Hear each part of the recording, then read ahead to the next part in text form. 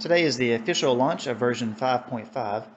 This update's got quite a few improvements in it, but the first thing I want to focus on in this video is this large LED display and the overhauled public display feature in the software. So this display was sent to me by Sally at Flash Timing. Those guys are always great. And so she wanted me to get the software where the public display screen fit better on their large LED board. And so I went ahead and just did a complete overhaul of the public display screen. And so now you've got live team results on the right side if you're timing cross-country races. So that's I think a lot of coaches and family members appreciate that, seeing the teams, again, ranked in real time as they come across. And then you can define, for example, how many teams you see on the right. Depending on your display size, you may decide, hey, I'm going to show the top 15 teams on the right side. Or if you've got a really small display, like the resolution on these LED boards are really small. So I've only shown 5 teams on the right. I can show more probably if I was timing just one race at a time. But with this new public display, I can list 4 races at one time. You know, all of them going at the same time with their own clocks and all that stuff. It's real easy to add races, take them away, and all that stuff.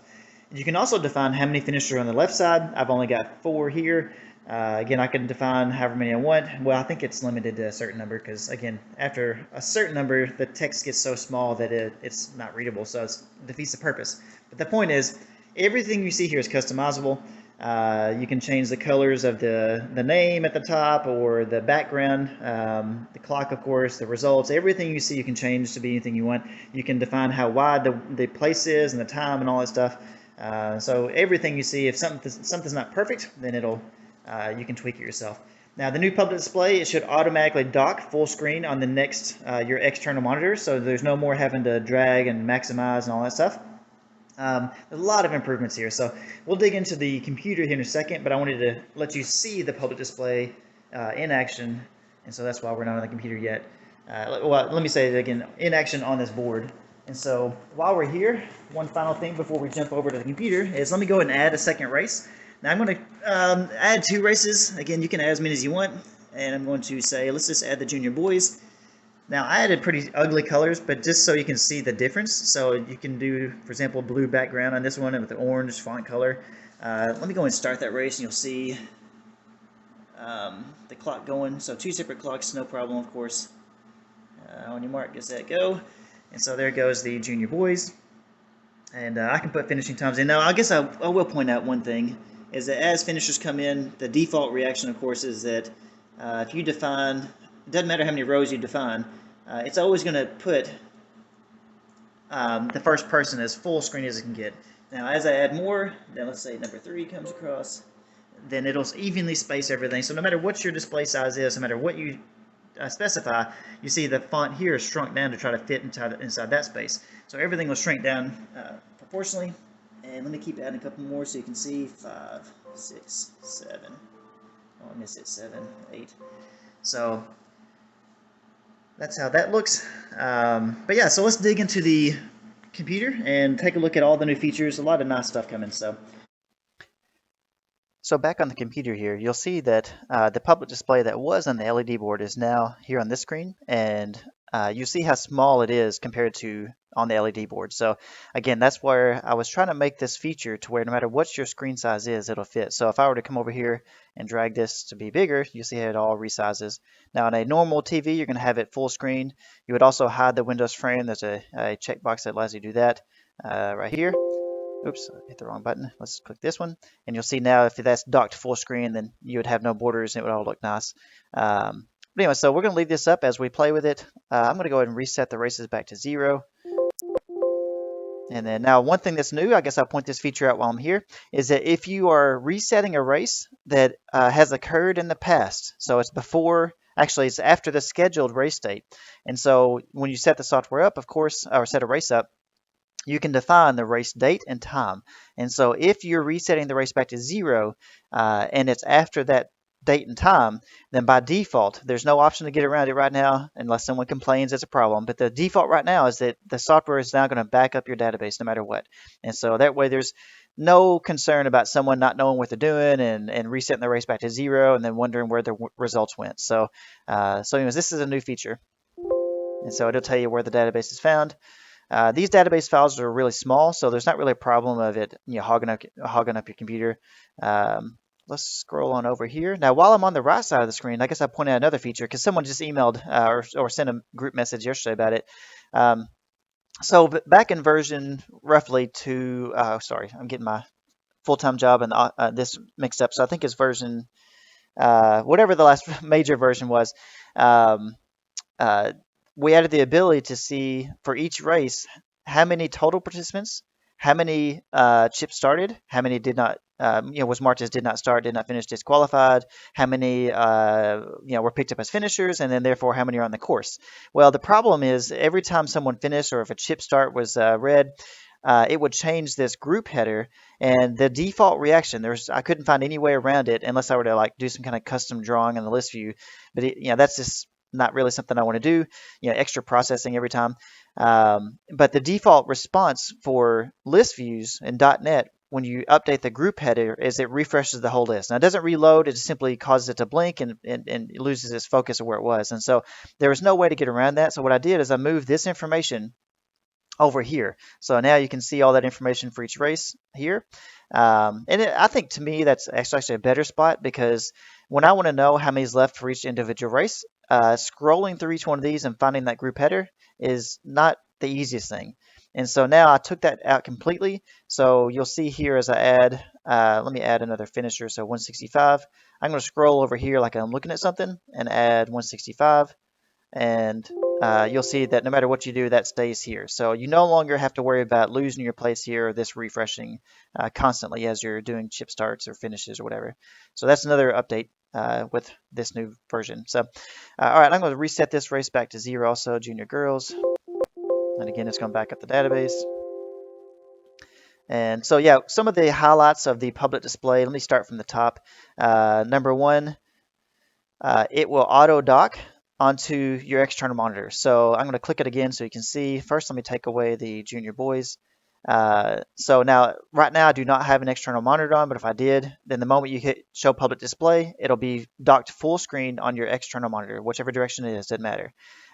So you no longer have to worry about dragging it over, and once you get it over about 50-something%, you double click and it docks full screen. It's not that hard to do, but you no longer have to worry about doing that. Second thing is, again, you can show multiple races easily. So let's say I want maybe 3 races displayed. Well, then it'll show all 3. You just check them off on the right side here.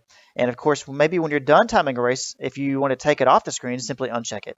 And so then it takes that off and shows your 2 other races. See, it's really easy to add and remove races from the screen. And again, you can have as many races as you want. It'll show up here. So let's take some of these away. Okay, next feature here is you can define how many results you want to display. So let me go over here, pick a race. I think there's a race that's got a lot of 1s and 2s, bib numbers. It'll be a little easier. Yeah, let's do the junior boys. So I'll take the junior boys and I'll have just this race on. And again, you can define your color, so that's why it looks kind of ugly here. But anyways, I'm going to start the junior boys up here in the top left. On your mark, get set, go. And let's just pretend like, I don't know, good 15, 20 minutes has passed. And then let me scroll on down to see. Now, if you do a major change, by the way, like changing the entire time of the race, that it will refresh the list on the right. But chip starts and doing, adding new times and stuff like that does not affect the list on the right. But let's go ahead and pretend like we got some finishers. Let's say 5, 6, 7, 8. So you see I've defined 4 results here, but I can also say, well, I want up to 10. And as I keep adding, it'll keep shrinking down to fit proportionally 10 results. So let's keep going. 9, 10. So you see how that looks there. So whatever you want to define, however big your display is, whatever looks appropriate, you can define that here. And so same with team results. If I want to show more than just 5, I can go. I can't remember what the top number is. Let's see if it'll do 15. Yeah, it'll do 15. I think 15 might be the max. No, it'll keep going. So in fact, I think there may not be a limit on team. I think there is on finishers. So let's see. Yeah, I think it may be 15. Yeah, so 15 is the most. Now, if you pull up an old race that's got results, you'll see they're automatically listed there. Um, but yeah, so again, if the larger screen, it just looks better. So anyways, that's what you can do there. Um, Let me see the next note. Yeah, so I mentioned already it does the live team scores on the right. Let's see. So another thing is you can show or hide just about anything on the screen and make any information larger or smaller so that everything fits perfectly. Now, by the way, on this big LED board, I'll start from the top here. So I may not, for the LED board, have auto dock on because that LED board is like 400. In fact, it's listed right here, 390 by 197. And so really small. And you see as I kind of tab out of it, it goes back down to that side. So I can come over here and say, all right, instead of 390, it can be 490. And it'll, fit that display. Now, whatever settings I set here, nearly every setting will save. So, um, once you get it sized perfectly and once you get the right number of results and teams or whatever looks good on your screen, the next time you pull up the public display, it'll have the same settings. But with the LED board, what I had to do is get it to where it's on the second, the LED board, and then I took away the frame, and then I had to use these buttons to actually move it just a few pixels left or right to get it in the perfect spot. And so it didn't take more than like 10 seconds, but just so you know, that's new options here. Of course, this button minimizes or maximizes, but so yeah, you can position things very carefully with these little arrows. You can also define a specific height and width. Um, but most people are going to have like a LED and just use the auto dock and just let it push over full screen. And then after that, you may want to take away the Windows frame. Um, but anyways, so back on the whole resizing, let me show you that. So if I were to come over here and say, I want the team results to take up more or less space. So as you drag things around, I can make it be just team results if I wanted to display with just that. And I can also say, well, maybe I don't even want to see the race name for some reason. So I'm going to take that's right here. So I'm going to take the clock and either make it full screen or not full screen or whatever. So you can define all this stuff. And of course, if you want to make small changes, you can come over here and hit the little arrows. Um, so all this is customizable. And again, once whatever you save it as, or whatever you set it as, is what it'll be at next time. So let me show you some more. So we can also say, oh, I want the team name more or less. So all this you can get to where you can fit proportionally. Now it's better if your team names are kind of shorter names. So be sure to use the team short name field. So right, anyways, there's that. Typically I found that it seems like most everything, the safest bet, and this is where I put the software, the default is for everything's at 33%. So maybe the clock's at 33%, the place width is 33%, and the time width is 33%. But you can also say, well, I want one thing to take up all of it or none of it. So uh, anyways, and let's see, team width, let's go up to 33. So anyways, you get the idea here. Next, oh, I didn't show you the, I forgot we're going to start at the top. So let's go next to the, let's say you got a company logo and you want to show that at all times at the top. Maybe, I just pulled this weekend I'm timing this race. So I just put that up there. But obviously you can have your own, company name up there, whatever else, results by, Joe Blow's chip timing service or whatever else. So this logo, you can change it even during the race if you want. It's nearly a similar logo, but anyways, I think I've got one without, let me see. Yeah, PNG. So if I were to do, my logo up there, whatever. So you can change your logo at the top and keep that at the top if you want. All right, now some of these text boxes, by the way, like the announcement here. So this is a test, welcome to the new public display. These don't take effect until you actually leave. So you can hit like the tab button or whatever. And so the text boxes, which is 4 of them here, I believe, those don't take effect until you type a value in and then leave that box. So you can click somewhere else or whatever else and it'll do that effect then. The same as here. You can also change the fore color and back color and all that stuff. So anyways, let's get rid of that. Okay, so that's again the company logo at the top. You got your announcements. It's the same as you can do in the past, where you can type in, hey, welcome to the. Or you maybe just want to type the race name in full size, or maybe you want to type some kind of something you want everyone to say, like, hey, tag return area or parking in rear or whatever else. If you need to give some instructions to people. And as we keep going down, of course, you get these options have always been there. You can switch between a gun display or chip time display. You can switch between a total time or a lap time if you're doing a lap-based race. And we'll look at different races here in a second. And again, this is total number of results to show. So maybe you just want to have just one finisher at a time. You can do that. Maybe I can get rid of the team results. So all this stuff you can modify. So okay, let's see what's next. Okay, so I mentioned it displays split time. So let's get a race up here. Again, this is an old database I've got, but I think I've got a race we can use. In fact, let's do the race that is I'm timing Saturday. So it's a 50K and 25K. And the 50K, at the finish line, we're really just tracking one lap, but I set it up just for this example as a 2-lap race. Let me reset these back to 0. Of course, it's a pass race, so it's going to back it up. Okay, so just to confirm, this is a 2-lap race. I've got, 0 of 2 there, so let me pull up the public display.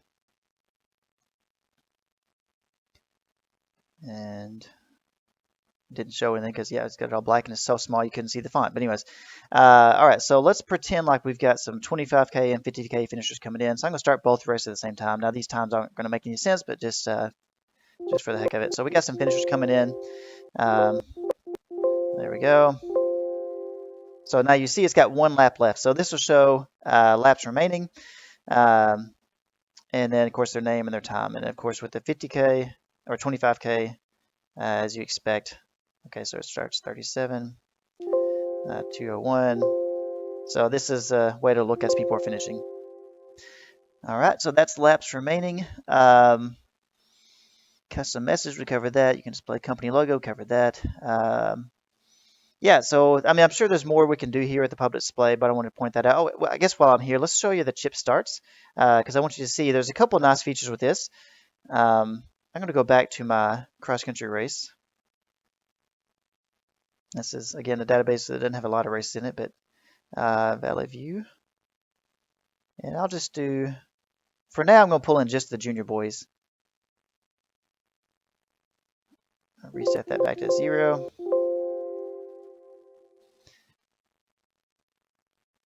Okay, so let's do a chip start. And let's go ahead and do this.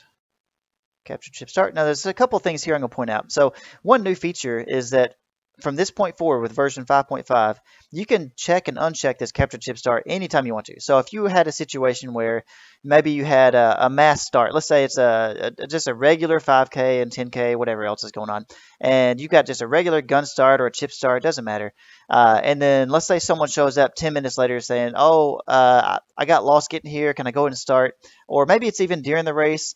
And someone wants to start last minute or whatever, if you see that there's nobody coming, well, then you can go ahead and check this option here that says capture chip start, let them run through, and then simply uncheck it, and it'll capture that person as a chip start. So in the past, after you'd already started the race, the software did not allow you to do that. So that's another thing with version 5.5 is you can turn this capture chip start on or off anytime you want. One of the nice things with 5.5 is also, if we look at the athlete tab, let me go ahead and do start listening. I think I've got a Thinkific here that should connect. I do. Let me get my tags out of the way. All right, I've got a bunch of random tags here. I'm not sure exactly what tags are programmed to or bibs or EPCs, but I know it's got some in this race. So let's go ahead and start the clock.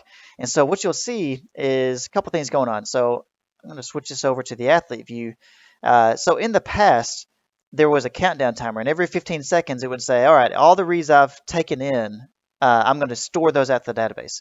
And the reason why I did it like that is because I didn't want because capturing chip starts with hundreds of people flying through, thousands of people flying through. That's a lot of data processing one time. So I thought, you know what, let me just store all that memory every 15 seconds. It dumps it out to the database, and it's smooth and efficient, but not in real time. And so this update changes that though. So now everything's in real time. Let me go ahead and scan some tags, and you'll see that it shows on the left side starting in the date and time, the clock time of when they started. So if I hold tags down here, you'll see that the names are swapping around. It's changing all the times.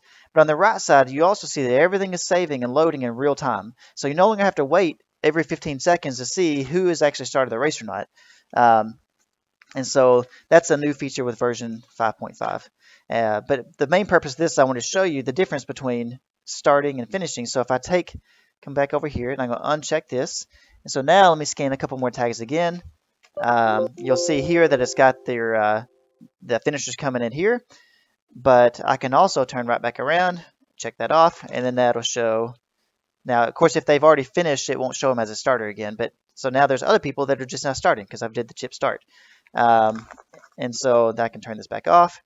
And so now, obviously, if you're doing a situation where you've got some people finishing and starting at the same time, and you know that's going to happen, what I would do is I would do the auto finish gap and just leave this on the entire time. If it's the first time it's seen someone, or if they that tag is read but then picked up again before the actual gap time, this gap time represents someone has left the starting line, or I've seen a tag.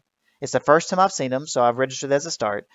If I see that tag again within 10 minutes, then it's going to assume, okay, well, hey, they're still starting. Maybe they came up to the starting line, checked in or whatever else, and then now they're taking off.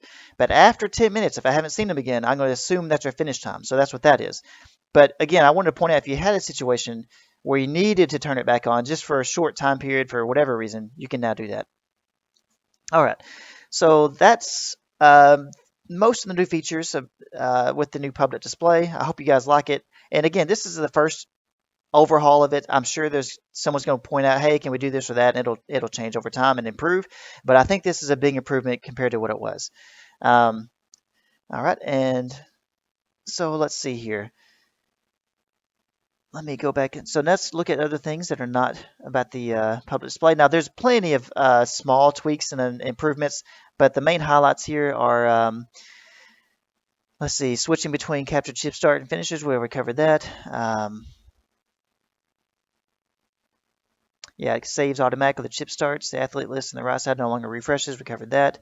We covered the new how to find the information for total on course. So let me close this out. Time race.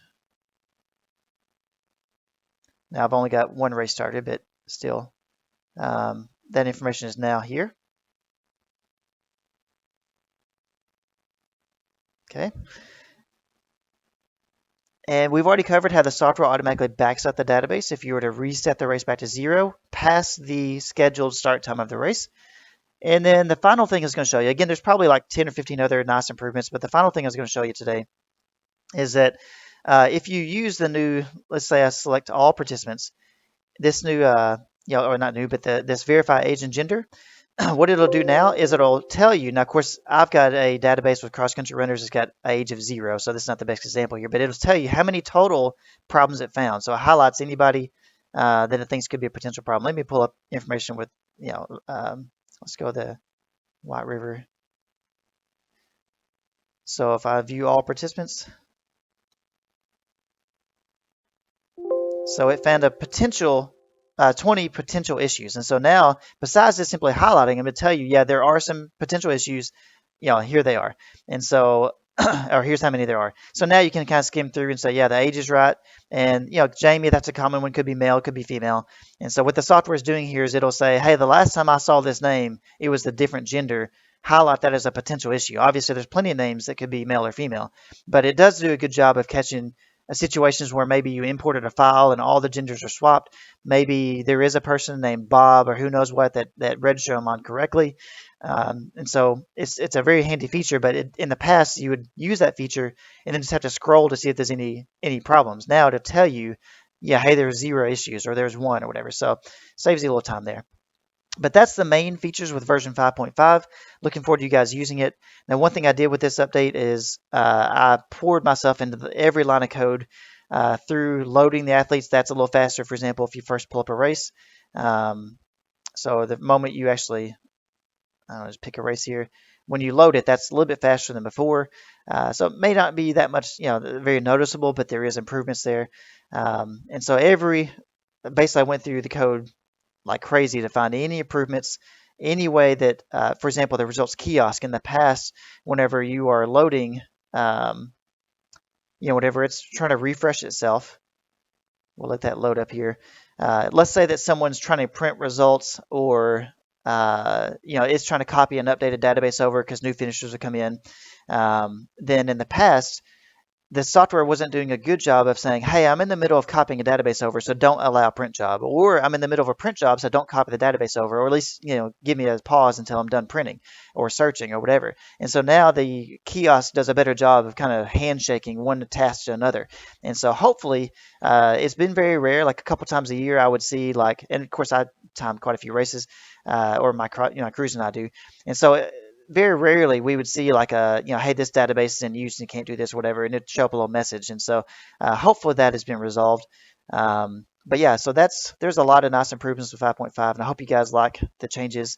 And yeah, let's get out there and have a good season.